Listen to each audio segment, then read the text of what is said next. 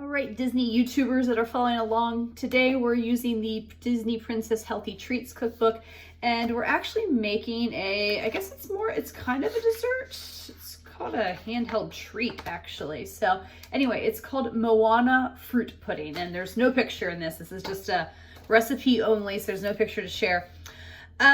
It says it's a Tahitian treat and an island dessert, and it looks like it's really simple to bake, and it's a little bit healthier because it's from the Healthy Treats cookbook.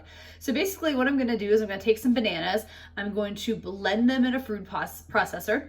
Once I'll take them out, measure out so many cups, discard the rest, and then I'll add some other ingredients back in, blend it together, pour it into a dish, and bake it in the oven for, it says, like 30 to 45 minutes, and then you let it cool. And then you let it chill for a couple hours and you cut it into squares and serves. And again, it's a Healthy Treats cookbook, so just so you know what the sweeteners are, it does have a little bit of brown sugar, and it tells me to use either swerve, allulose, or monk fruit to help season it. All right, get started. Okay, so I've got my food processor here. So I just blended everything together already. It was, like I said, fairly simple. I did the bananas first, and it said to like blend 6 to 8 bananas and then measure out 4 cups and then throw the rest away.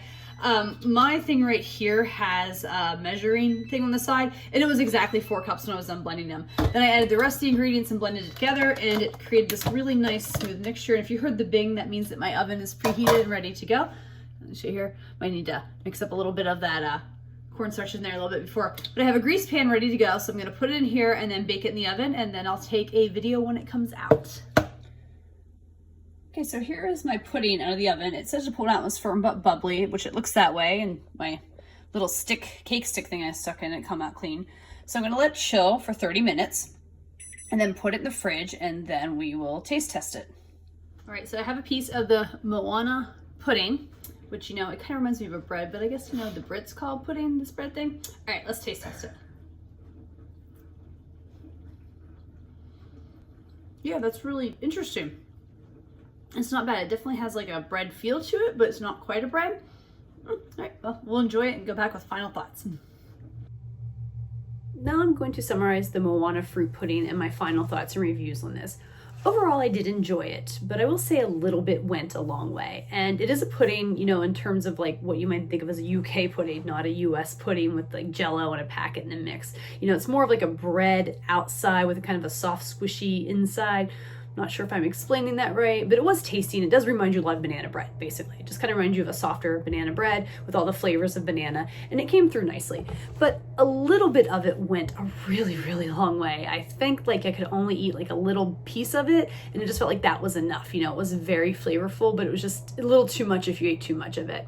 So I ended up throwing a little bit of it out because it just was too much, and after a few days, it just really wasn't as good as it initially was when you first made it.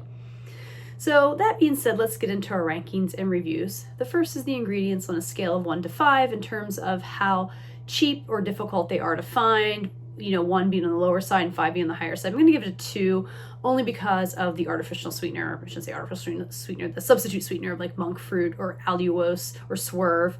That can be a little bit harder to find depending on where you live, and it can cost a little bit more too as well. But it is a healthier alternative than using regular granulated sugar.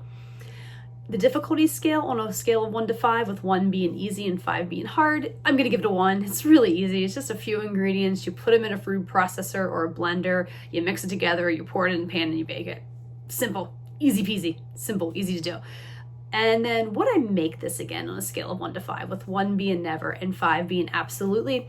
I'm going to put it in the middle at a 3. I did enjoy it, and I think it had a really nice flavor to it, and I think it's a really good option if you like banana bread and you're looking for something a little bit healthier to eat.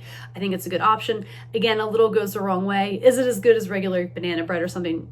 No, it's not. You know, there's definitely better, sweeter options out there, but I could see myself making this every once in a while, maybe especially if I have some extra bananas I want to use up and I want something a little bit sweet and I'm trying to watch my sugar. So I could see me doing it then, but it's not something I'm going to go out of my way to make often like I would something that I would rank a 4 or a 5. But every once in a while I might.